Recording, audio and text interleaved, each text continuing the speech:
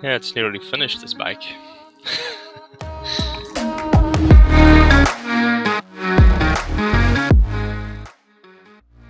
Hello and welcome to my very first YouTube video, and you can immediately meet my BMW K100. This used to be a K100 LT to be precise, but now some work has been done to it already. As you can see, the rear frame has been chopped off and a completely different frame has been made, and I'm now working on this mold. This will be used to create a fiberglass seat for the bike.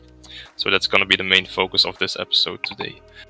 Now for a quick introduction about this project. If you want to see a show bike built to absolute perfection, then you, my friend, are in the wrong place. Let me tell you, this thing will be botched together like you wouldn't believe it, but it will be fun, and I hope you find it entertaining to see me struggle my way through this project.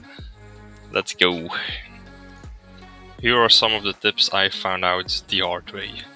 First of all, you can tie a string to your bike in the middle of the frame, and then it's a real easy to use tool to check if your mold is symmetrical. So you can hold it here, and as you can see, it's pretty spot on actually. So yeah, top tip. Top tip number 2, use the right damn glue, because if you don't, this happens. So the glue has eaten, I'd say, about 50% of the material here, which was already a piece of the mold when I noticed that this had happened. So I had to redo a part. So then I started to use this stuff. This is the silicone glue stuff I was talking about. This sticks really well actually, and it doesn't hurt the material at all. So please, please, please, if you want to do this, make sure you check that the glue is compatible with the material. So what you see here is the final form of the mold. As you can see, I've used some sort of silicone fix-all glue type stuff to fill in all the small gaps and to try to smoothen out any sharp edges. So now the mold is basically ready to use. It needs some more preparation, which we will get into now. So as a start, we're gonna wrap this entire thing in cling foil, which will make it easier for the piece to come off eventually and hopefully protect the mold as well.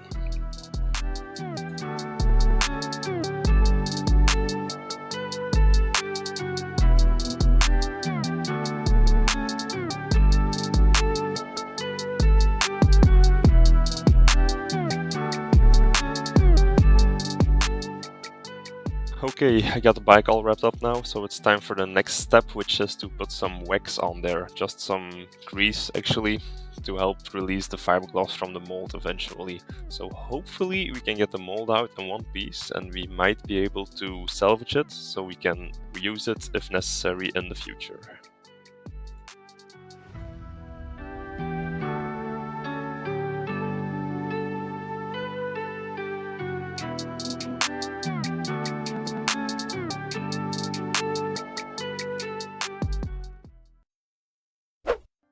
Now it's time to start the real work. We're gonna start cutting the fiberglass to fit the mold snugly, so that when we're working with the resin and we don't have all the time in the world, the fiberglass cooperates nicely and it just falls into place, which is what you want when you're working with a resin that's hardening out in a matter of minutes. So I'm really taking my time with this, making sure that everything fits nicely, so there's no chaos or panic when I'm actually applying the resin to it.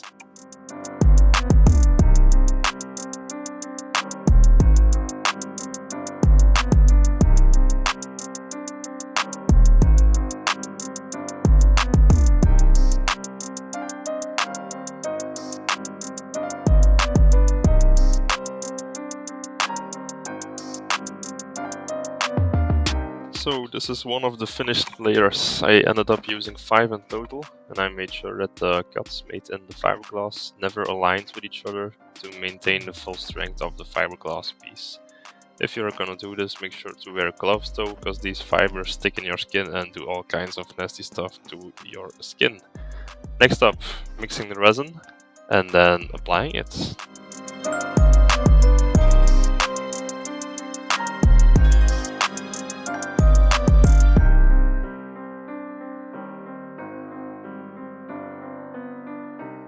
am using an epoxy resin because it's less poisonous and hazardous than the other options. But make sure you use disposable gloves when working with this stuff. Make sure everything else is disposable as well, like the char you mix it in, because it's all gonna be thrown away afterwards.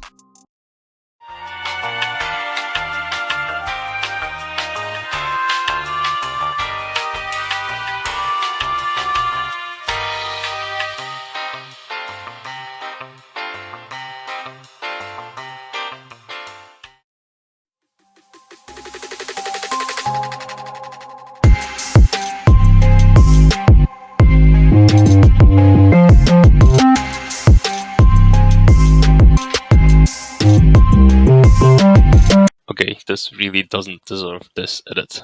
But nevertheless, here is the final, well, not final, but for now, final piece.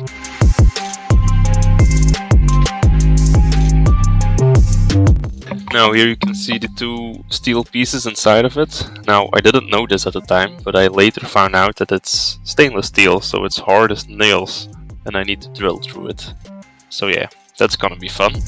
I managed to get a piece of the mold relatively easily. There are a lot of loose fibers here, and they got really sharp by the resin hardening out. Really razor sharp. I already cut my finger on it once, so now I'm always wearing gloves. I'm not touching it again, not without gloves.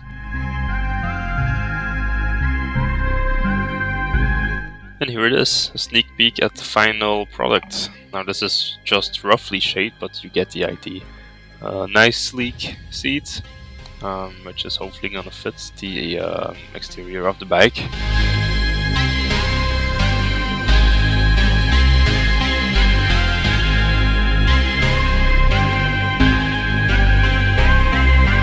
So at this point I've managed to drill 2 out of the 4 holes, only halfway, and it took forever.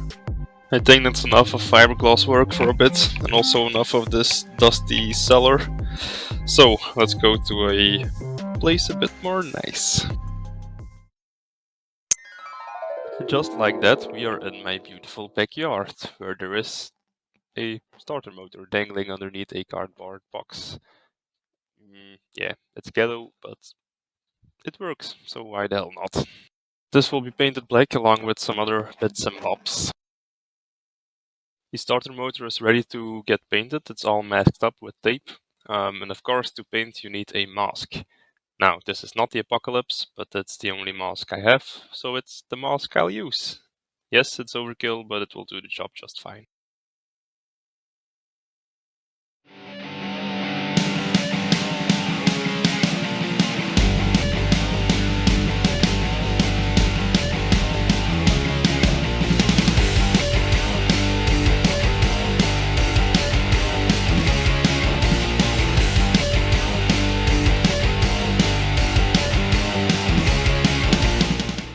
The way I paint parts is I quickly go over them with some fine sandpaper, then degrease them with some brake cleaner probably, then a couple layers of this primer and a couple layers of this black. It's really good stuff actually, high quality. And here we have the final product. I'm really happy with how this turned out actually. It's a nice even layer of really full black.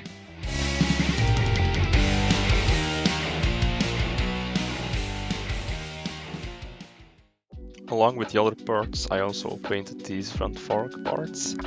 Now unfortunately these forks have been assembled or disassembled off camera, but the assembling progress is basically the same but backwards. This goes in first, then the big part, the big silver part goes in, and then the bolts to secure it all.